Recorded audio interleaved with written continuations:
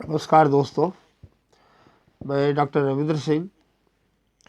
हम लोग एक दूसरे से परिचित तो हैं ही, तो इसलिए एक दूसरे के परिचय के मोहताज भी नहीं है। ठीक है दोस्तों, हम लोग के समाज शास्त्र में के कुछ पोर्शन में हम लोग ह्यूमन एवोल्यूशन पढ़ते हैं, और एंथ्रोपोलॉजी जो एक दूसरा सब्जेक्ट है इसी से मिलता जुलता, उसमें तो है ही, अलग से ह्यूमन एवोल्यूशन के बारे में बात ही होती।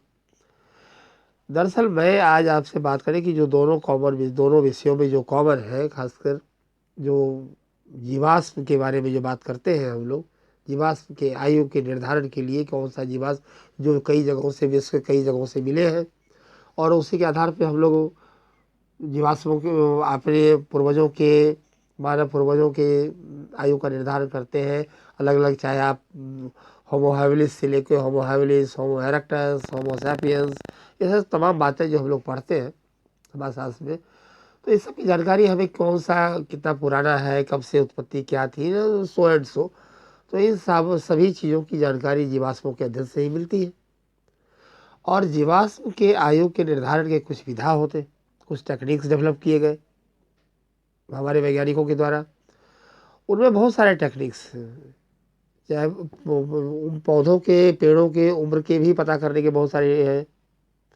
जैसे आप कह सकते हैं कि fauna flora method, dendrochronology method, potassium argon method, obsidian method, fluorine method, carbon 14 methods, ये सारे के सारे बहुत सारी विधा हैं।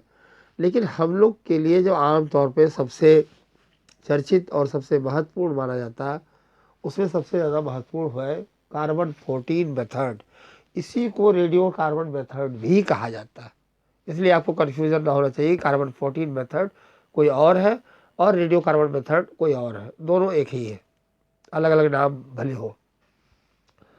और इस आपको ये ध्यान रखना चाहिए कि इसकी खोज, इस विधा की खोज हम लोग आमतौर पे शॉर्ट में WF लीवी करके पढ़ते हैं, लेकिन इनका पूरा नाम है विलियम लीवी। ये अमेरिका के रसायन शास्त्री थे। ठीक है, और इन्होंने दरअसल ये कार्बन 14 मेथड के आधार पे ही जीवाश्मों के आयु के निर्धारण की विधा की खोज की। समझ गए? दरअसल ये जो कार्बन 14 मेथड या रेडियो एक्टिव मेथड, वो रेडियो कार्बन मेथड जो बोलते हैं, दरअसल ऐसा है, इसकी कहानी के भी, ये आप इसको कहानी के रूप में इसे समझने का प्रयास कीजिए कि दरअसल हम लोग जो सांस लेते हैं, श्वसन क्रिया जो होता है मानवों की, इसमें हम लोग जो श्वास इनहेल करते हैं वो ऑक्सीजन लेते, और फिर छोड़ते जो है वो कार्बन डाइऑक्साइड के रूप में छोड़ते हैं। तो कार्बन डाइऑक्साइड के दो आइसोटोप्स होते हैं, एक कहलाता है कार्बन 12 और दूसरा कहलाता है कार्बन 14। ये कार्बन डाइऑक्साइड के दो आइसोटोप्स होते हैं। इस दो आइसोटोप्स में ये जो कार्बन डाइऑक्साइड के जो कार्बन 14 है, इसका नेचर रेडियो एक्टिव होता है, यानी रेडियो धर्मिता, रेडियो सक्रियता वाले गुण होते हैं। अब फिर सवाल यहाँ पे उठता है कि साहब रेडियो सक्रियता का मतलब या रेडियो एक्टिव गुण का मतलब क्या होता है, क्या कैरेक्टरिस्टिक होती है उसकी? दरअसल रेडियो धर्मी या रेडियो एक्टिव तत्व कहलाते हैं वैसे जिसके एटम या परमाणु में जो अस्थिर परमाणु होते हैं, उसके न्यूक्लियस से ऑटोमेटिकली एनर्जी के रूप में, एक आयनाइजिंग रेडिएशन के रूप में एनर्जी निकलते हैं। समझिए? तो जिन तत्वों में ये मेरिट होती, वैसे तत्वों को रेडियो एक्टिव तत्व कहा जाता है। और इस चीज़ की खोज हम लोग को जैसे पता है कि फ्रांस के जो वैज्ञानिक थे हेनरी बैक्वेरेल, 1896 में इसकी खोज की, रेडियो सक्रियता के गुण की। और हम लोग को ये भी पता होना चाहिए कि जो प्राकृतिक रूप से जो रेडियो सक्रिय तत्व सबसे पहले खोजा गया वो यूरेनियम माना जाता। ठीक है तो इसमें भी कार्बन 14 में भी ये कैरेक्टरिस्टिक होते हैं। ठीक है, अब क्लियर हो गया होगा। तो दरअसल जब मानवों की मृत्यु होती तो मानवों की हड्डी में जो कार्बन डाइऑक्साइड के दो आइसोटोप्स होते हैं, कार्बन 12 और कार्बन 14, ये दोनों पाए जाते हैं।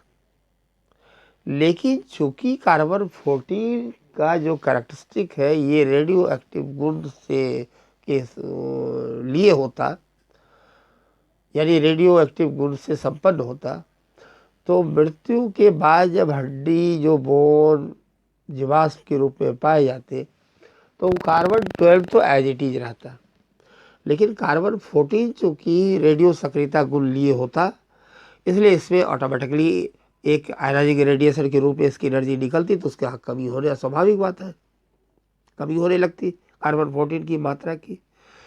तो लीवी ने इसी दोनों आइसोटोप्स के तुलनात्मक अध्ययन के आधार पे इस विधा की खोज की आयु जीवाश्म के आयु निर्धारण के लिए कि कार्बन 14 की मात्रा कम होने लगती। और फिर एक तो ये इन्होंने देखा, और इसके लिए फिर कई तकनीक का उपयोग किया जाता है, जैसे कि आप उसके लिए आप कह सकते हैं जिंजर काउंटर मेथड या beta radiation method, ginger volar counter यंत्रों आदि का प्रयोग करके इससे हम लोग कार्बन 14 की मात्रा का, कार्बन 12 और कार्बन 14 की एक मात्रा की अनुपात में अध्ययन किया जाता है, और उसकी मात्रा के अनुपात का पता लगाया जाता है। और फिर एक चीज़ नंबर 1, और नंबर 2, ये जो कार्बन 14 की जो इन्होंने मात्रा की, कार्बन 14 चूँकि कम होने लगता मात्रात्मक रूप से कार्बन 12 की अपेक्षा, तो कार्बन 14 की आपको एक चीज़ और यहाँ पे याद रखना चाहिए कि कार्बन 14 की हाफ आयु, आधा आयु जो होती अकॉर्डिंग टू लिवी, वो 5568 प्लस माइनस 30, हम इसको ऐसे लिखते हैं। इसका मतलब होता है कि 5568 प्लस माइनस हम दोनों साइन यहाँ जो करते हैं लिखते हैं, इसका मतलब होता है कि ये टेंटेटिव मोर और लेस 30 ईयर्स इसमें बढ़ सकता है या 30 ईयर्स कम हो सकता है, यानी 30 वर्ष आगे भी बढ़ सकता है, 30 वर्ष कम भी हो सकता है। तो इस तरह से जीवाश्मों के आयु के निर्धारण की जो विधा होती, जो लीवी ने, जो अमेरिका के रसायन शास्त्री थे, उन्होंने इस तकनीक को खोजा, और इसको कहा जाता है कार्बन 14 मेथड, या इसी को कहा जाता है रेडियो कार्बन मेथड भी कहा जाता है। और इससे फिर आप बीते हुए करीब माना जाता है कि 50,000 वर्ष पूर्व के जीवाश्मों का आयु का निर्धारण आप कर सकते हैं। तो आज के लिए इतना ही, फिर मिलते हैं किसी और टॉपिक में, अलग दूसरे वीडियो में। और अभी अगर आपको पसंद आए ये वीडियो तो आप शेयर ज़रूर कीजिएगा, सब्सक्राइब ज़रूर कीजिएगा। फिलहाल थैंक यू।